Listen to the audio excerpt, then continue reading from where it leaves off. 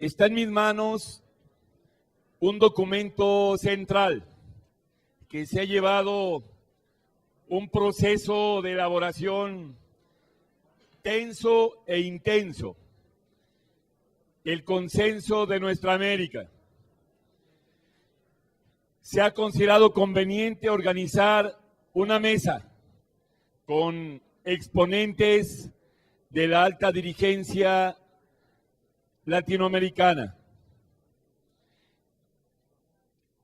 Sin más, tiene el uso de la palabra Jorge Arias del Partido Comunista de Cuba y se prepara Jacob Polewski, por favor. Bueno, compañeros, el compañero Carlos ha sido bastante amplio en determinados conceptos que, por supuesto, no es necesario reiterar. Yo quisiera solo hacer algunas precisiones que permitan o ayuden a ustedes a una mayor comprensión de los propósitos y los objetivos que los que hemos caminado en el último periodo en la construcción de este consenso nos hemos propuesto. Ya estamos hoy en un punto de, podemos decir, un largo camino recorrido. O sea, este documento que va a estar hoy en las manos de ustedes y que aún no sería un documento definitivo, porque nunca sería un documento definitivo, y sobre eso Carlos comentó.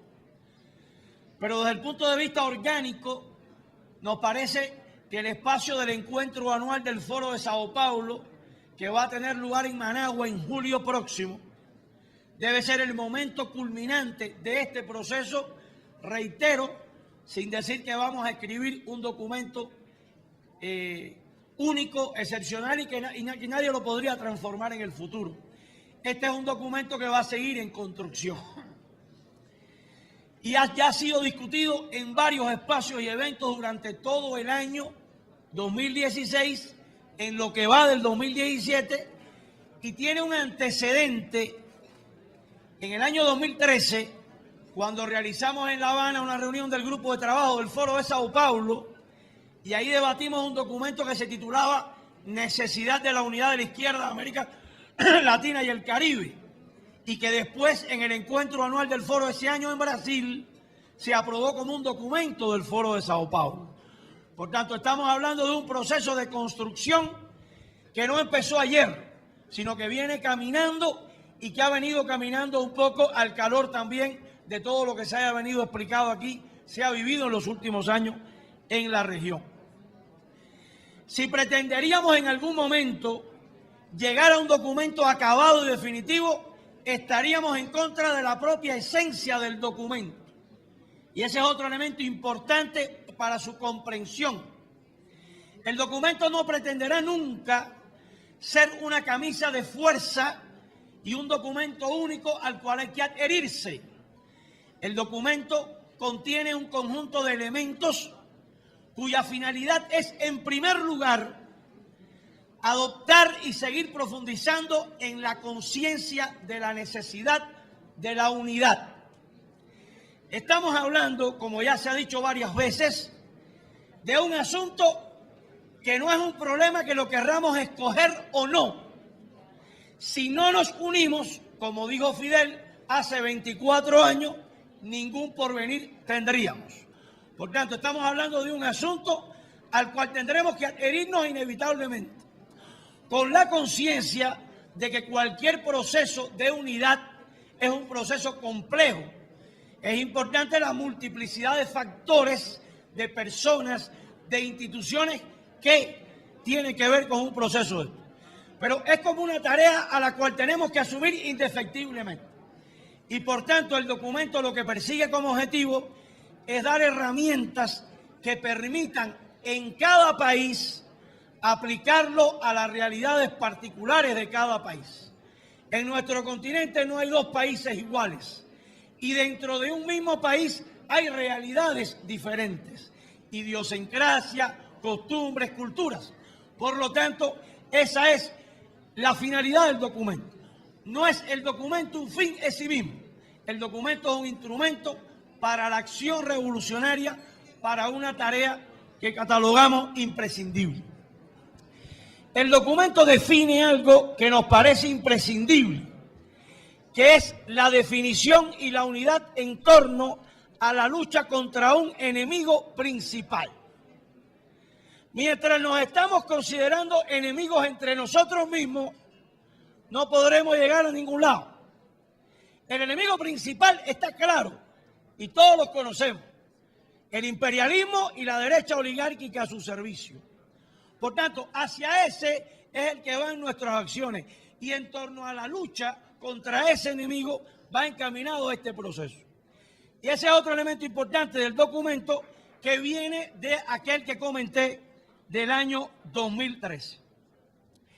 El documento parte de un concepto importante, que es la transformación. Es lo suficientemente cuidadoso, buscando precisamente ese consenso, de evitar pretender si la transformación o el umbral se llama socialismo o socialismo con un apellido. Por tanto, el documento se concentra en un concepto básico, que es la sociedad postcapitalista. Porque lo que sí está demostrado es que el capitalismo es el causante de todos los males de este mundo. Por tanto, es el sistema capitalista el que hay que transformar. Y por tanto, el umbral de nuestro esfuerzo, de nuestro empeño, va dirigido a una sociedad postcapitalista. Y reitero, la búsqueda del consenso es lo suficientemente cuidadoso para sumar, porque puede haber alguien que una palabra u otra no sea, pero la coincidencia en que ese es el camino es muy importante. El documento enfatiza en la necesidad de un instrumento. No se atreve incluso a hablar propiamente si el documento se llama partido o movimiento, lo que sea, aunque de alguna manera utiliza esos términos.